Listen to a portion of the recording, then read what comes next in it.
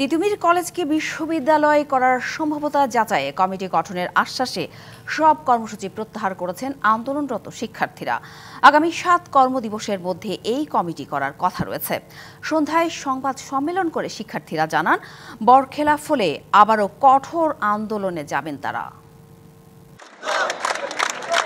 বিশ্ববিদ্যালয়ের রূপান্তরের দাবিতে সোমবার সড়ক ও রেলপথ অবরোধ করে দিনভর আন্দোলন করেন তিতুমীর কলেজের শিক্ষার্থীরা। মঙ্গলবার আন্দোলনরত শিক্ষার্থীদের প্রতিনিধি হয়ে ১৪ সদস্য যান সচিবালয়ে। বৈঠক করেন শিক্ষা উপদেষ্টার বিশেষ সহকারী প্রফেসর এম আমিনুল ইসলামের সাথে। এ সময় আগামী ৭ কর্মদিবসের মধ্যে বিশ্ববিদ্যালয় সংক্রান্ত কমিটি গঠন করা হবে বলে জানানো হয়। তিতুমীর বিশ্ববিদ্যালয়ের ফিজিবিলিটিটা এটা কতটা কার্যকরী এবং তিতুমীর বিশ্ববিদ্যালয় হওয়ার পরে যে সমস্যাগুলো হতে পারে এই ব্যাপারগুলো পর্যালোচনা করার জন্য আগামী ৭ কর্মদিবসের মধ্যে একটা কমিটি করে দিবে এবং এই কমিটিকে একটা সময় বেঁধে দেওয়া হবে যে সময়ের মধ্যে এই পুরো দাবিগুলো তারা হচ্ছে যে প্রতিবেদন আকারে জমা দেবে। সরকারের এই সিদ্ধান্তের ফলে মঙ্গলবার সন্ধ্যায় ক্যাম্পাসে সংবাদ সম্মেলন করে সকল ধরনের কর্মসূচি প্রত্যাহারের ঘোষণা দেন শিক্ষার্থীরা।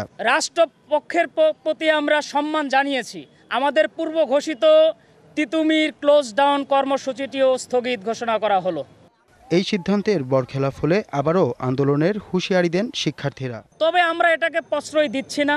ক্যাম্পাসের মধ্যেই শান্তিপূর্ণ অবস্থান কর্মসূচি পালন করেন শিক্ষার্থীরা। এ সময় কলেজের আশপাশে কঠোর নিরাপত্তার ব্যবস্থা নেওয়া হয়।